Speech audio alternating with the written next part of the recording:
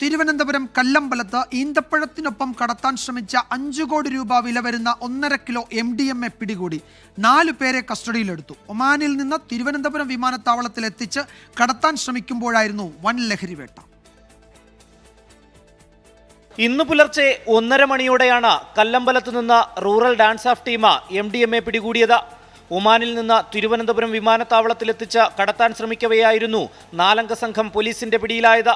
കല്ലമ്പലം വലിയകാവ് സ്വദേശികളായ സഞ്ജു, നന്ദു എന്നിവർ വിമാനത്താവളത്തിൽ നിന്ന് പുറത്തിറങ്ങി ഒരു ഇന്നോവ കാർ വാടകയ്ക്കെടുത്ത് കല്ലമ്പലത്തേക്ക് യാത്ര തിരിച്ചു.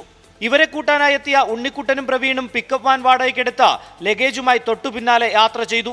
ഡാൻസ് ഓഫ് ടീമിന് ലഭിച്ച രഹസ്യവിവരത്തെ തുടർന്ന് ഇരുവാഹനങ്ങളും പിന്തുടർന്നു. തുടർന്ന് കല്ലമ്പലം ജംഗ്ഷനിൽ വെച്ച് കസ്റ്റഡിയിലെടുത്ത പിക്കപ്പ് വാൻ പരിശോധിച്ചപ്പോഴാണ് ഈന്തപ്പഴ ബാഗിനുള്ളിൽ ഒളിപ്പിച്ച നിലയിൽ രാസലഹരി കണ്ടെത്തിയത്. 5 കോടി രൂപ വിലമതിക്കുന്ന 1.25 കിലോയോളം MDMA ആണ് പിടികൂടിയത്. ഇവരിൽ നിന്ന് 15 ലിറ്റർ വിദേശ മദ്യവും പിടികൂടി. ഒരു കേസ് ഉണ്ടായിരുന്നു, അത് ലഹരി കേസിൽ പിടിച്ചിട്ടില്ല. ആളിനെ കണ്ടെത്തുന്നല്ല, നമ്മളെ പിടിച്ചിട്ട് ഈ കേസിൽ പ്രതിയാക്കേണ്ട വല്ല കാര്യമുണ്ടോ? സ്ലിപ്പിൽ പേരുണ്ട്, നീല എല്ലാ എവിഡൻസും ഉണ്ട്. ആ നീല ആരെയാണെന്നുള്ളത്.